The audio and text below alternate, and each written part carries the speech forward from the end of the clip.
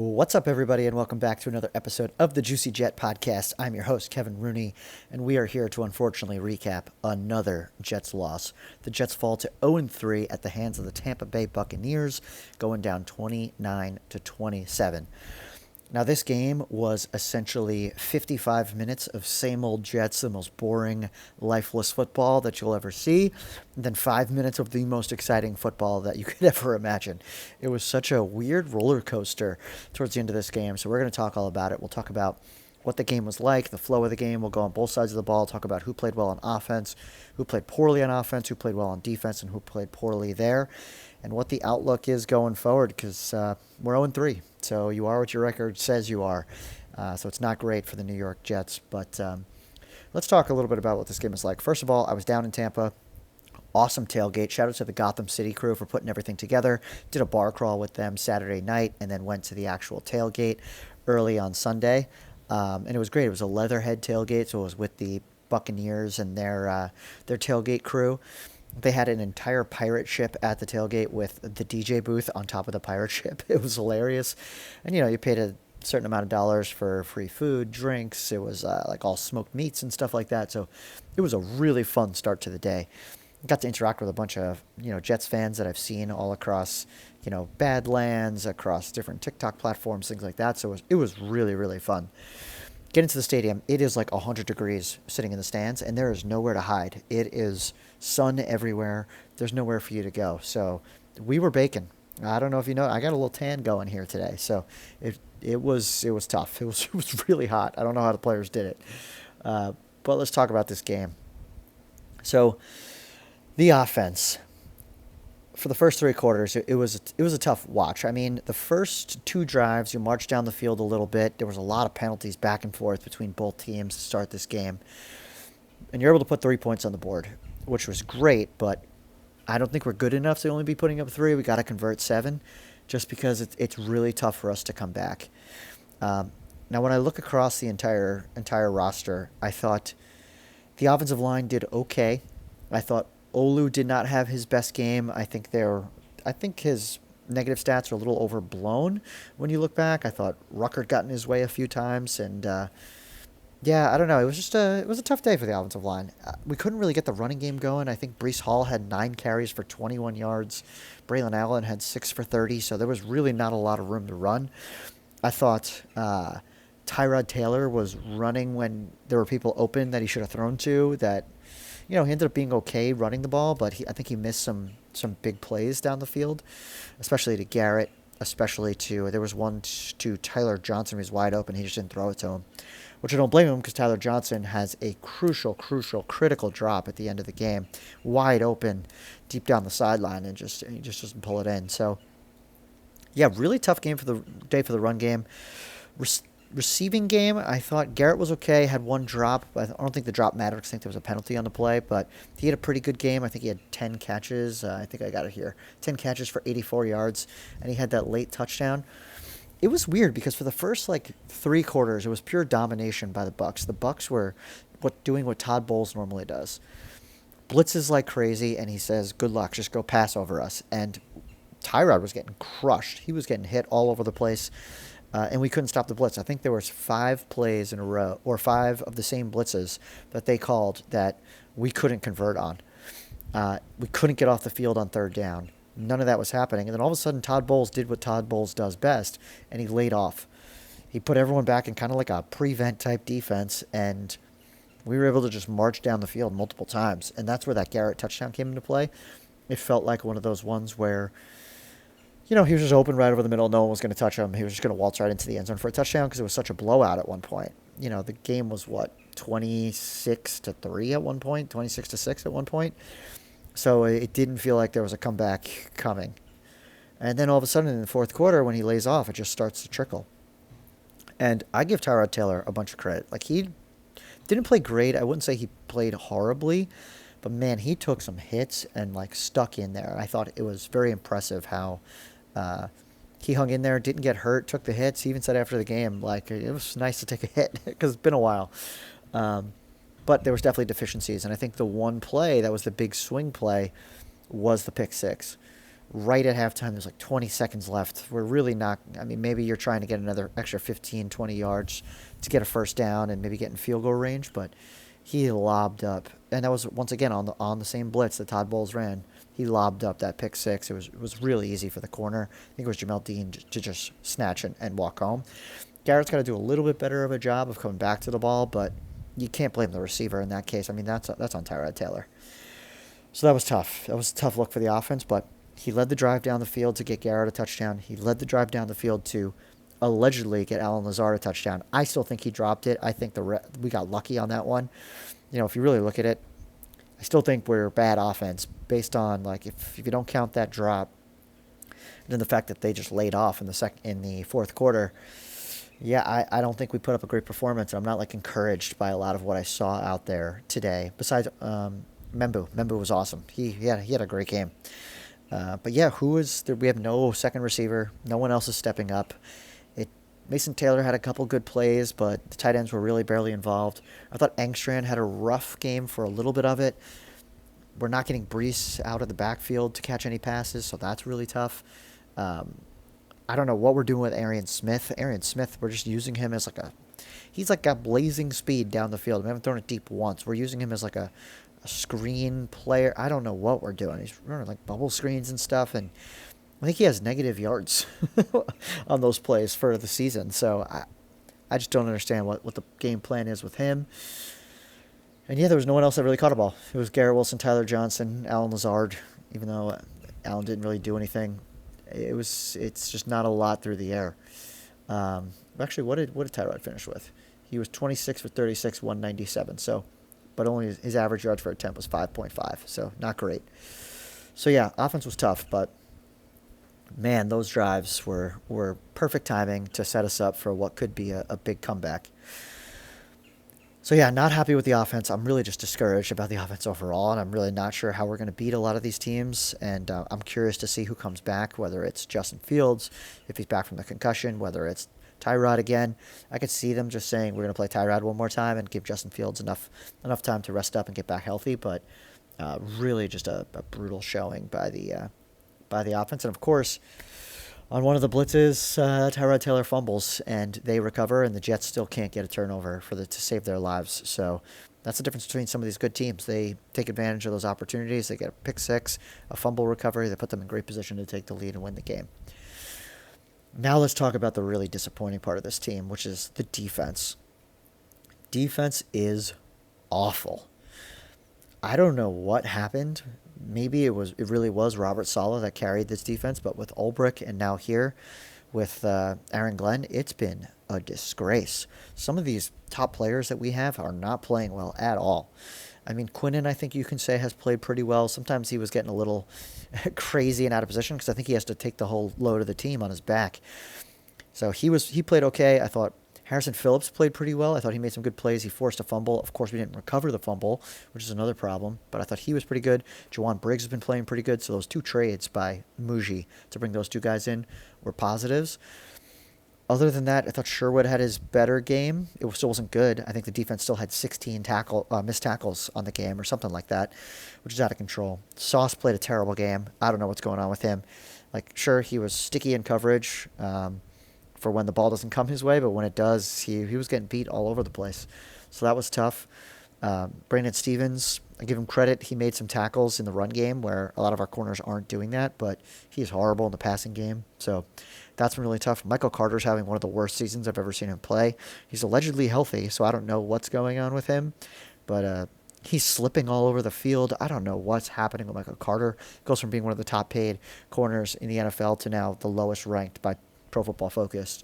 So that's been really bad. Michael Clemens still should not exist on a football field. It makes no sense.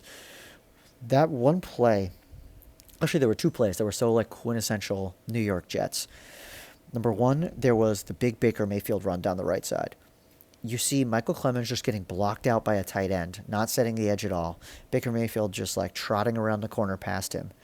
Then you see two players get knocked over. I think it was Stevens and Carter getting knocked. They trip over each other, so they're not at the play. Cisco just can't make the tackle at all. Or no, Carter made the tackle. So maybe it was Cisco and Stevens that trip over each other. It's like so embarrassing. It's like watching Pee Wee football out there with these guys running around. And then on the other side, there was, this one little dump off screen pass to Bucky Irving. The entire defense over pursues. There's probably like 7 defenders around him. Bucky Irving just cuts back and just runs another 20 yards back the other way down the field. It was like, I'm like, what am I watching? It's like watching little kids chase after the football. It makes no sense. So that was really, really bad. I didn't see a lot of Quincy. I'm not sure if he played well or not. He got hurt halfway through the game and now is being put on IR, so we're going to be down Quincy for 4 games, which is absolutely brutal to our linebacker depth. I don't think McCrary Ball had that great of a game. He's also now on IR, so our linebacker depth is gone. We're going to have Francisco Mauanoa taking full-time snaps now as a starter, which is absolutely crazy. Safeties, Cisco has been playing really bad. A bunch of missed tackles in this game. I don't know what's up with him. I guess it's just a continuation of last year. I thought Malachi Moore was kind of he didn't show up anywhere, so like that's not a bad thing. Like if we don't see you, that means you might be doing something good. There was no plays that stood out that I was like, oh, this guy doesn't belong on the field. So that was good to see. I wonder what Tony Adams' availability looks like, and if we just keep Malachi Moore on the field. So that was interesting. Will McDonald, I think he tried to make a few plays. I think he got his hand in there a few times on Baker Mayfield, but no sacks in this game, unfortunately. But we'll talk about him again because obviously he had one of the greatest plays in Jets history in this game that will never be remembered, unfortunately. So yeah, the defense was really, really disappointing. It felt like every third down we could not get off the field. And then, of course, in the moment when you needed it most, you're up by, we were up by 1.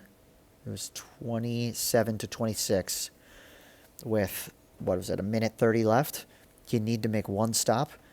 The first play should have been a touchdown. Right after that, they hit another deep ball to Ibuka, and they're right in field goal range. So they blew it. They're just not the defense that we thought they were. They don't have, I don't know what happened to these horses, but we don't have the horses to make any plays. And it's just critical that you can't get a turnover. It's like insane. It's impossible that this happens. But yeah, it's been really tough to watch. For me, I think Steve Wilkes is on my list of people that you got to watch out for now. Glenn is going to have to hold him accountable eventually, which means Aaron Glenn's going to have to get involved in play calling. But with these 2 linebackers out, I don't know what we're going to be able to do. We got to mix something up, whether it's actually one player who came in was A.Z. Thomas. Sauce got hurt. A.Z. Thomas came in. I think he had the first play. They targeted him, and he made a good play on the ball. So he looked okay, but it was only like 10 snaps he played. So do you put him in the game? Do you put someone at safety that can take Cisco or, I don't know, Malachi Moore or Tony Adams' spot? Can we replace Michael Carter with Isaiah Oliver? There's got to be some movement that we can make to make this team better. Because, man, it's just brutal. Watching it right now, it's just a slow, painful death that just never ends.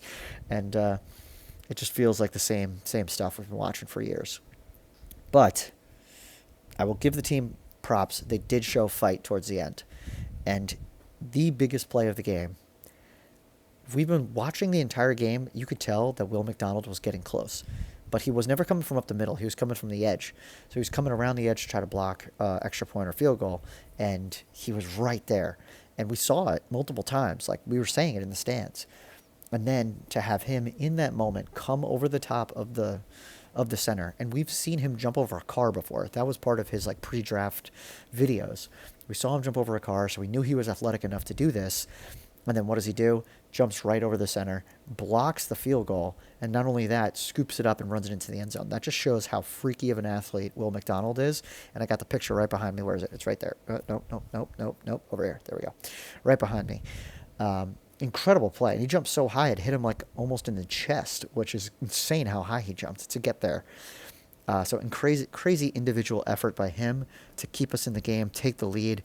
I know some fans don't like it. I loved Aaron Glenn celebrating that. I thought it was such a fun moment for the team, especially after that blowout loss by the Bills. We needed something exciting and energizing, and I'm so used to watching Robert Saleh be boring and Todd Bowles be boring and Adam Gase be boring on the sideline. It was nice to get some energy from a coach. So that was awesome. I thought the dancing was great. I loved it as a fan. Like we were all freaking out in the stands. We thought like, we're hearing the defense chants after that from Jets fans. We were taking over at that point. But, of course, every Jets fan knew, shoot, we left too much time on the clock.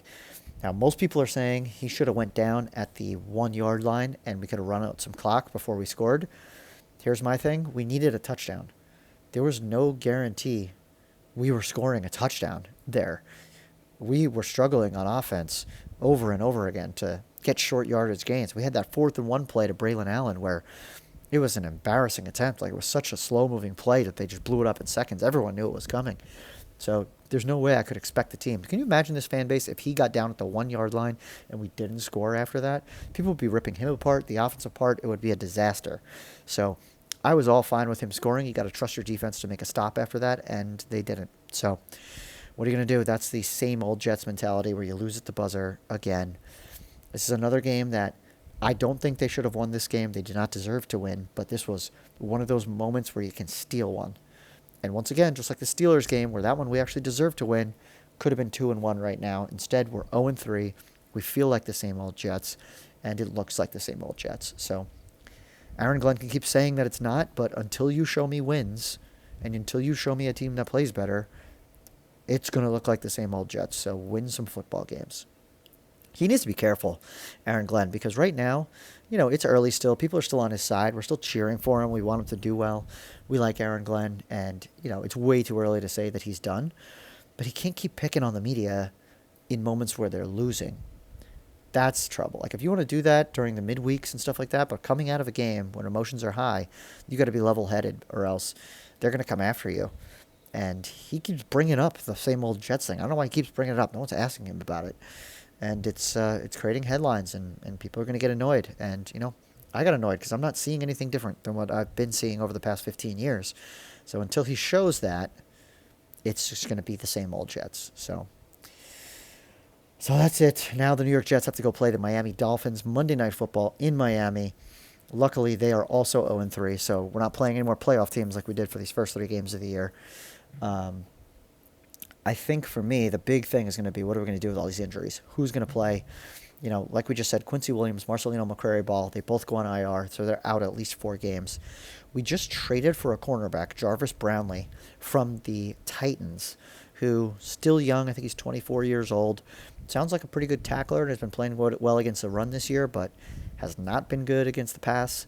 I think one of our assistant coaches coached him last year and has now come over to the Jets. So yeah, we'll see how that trade works out. I mean, the Briggs and Phillips ones worked out, so let's hope that Aaron Glenn can coach this guy up. And then we also signed a linebacker from the Patriots practice squad, so nice to take from a rival, but we'll see. I don't know what they're going to do at linebacker because there's just really nobody out there. So yeah, it's going to be interesting. We will do a preview show of the Miami Dolphins come maybe Saturday because the game's on Monday, so maybe Saturday we'll release it. And yeah, man, I'm hoping this team can turn it around. I think we've got some winnable games coming up where it's the Dolphins, the Cowboys, the Broncos. You got the Panthers. Like, we should win 1 or 2. Hopefully, we should be 3-3 through this next stretch of 6. I think that's what Connor Rogers on Badlands said. And when you look at it, yeah, they're winnable. But this team looks like one of the worst teams of football. So until they show me they can win a game, I'm not going to be picking them anytime soon. And like I said before, Miami's a house of horrors for us. So we'll see how it goes. But that's it. That's the recap. Really disappointing. They made it exciting, though, for 5 minutes. Props to Will McDonald for being a hero, almost making the greatest play in New York Jets history as an individual person. But now it's never going to be remembered because we didn't win the game. So really unfortunate. But thank you all for listening. You can follow me all across socials on TikTok, Twitter, Instagram, YouTube, JuicyJet25. And yeah, don't forget to like, subscribe, rate, review, all that good stuff. And we will talk to you later this week about the New York Jets versus the Miami Dolphins. See you later.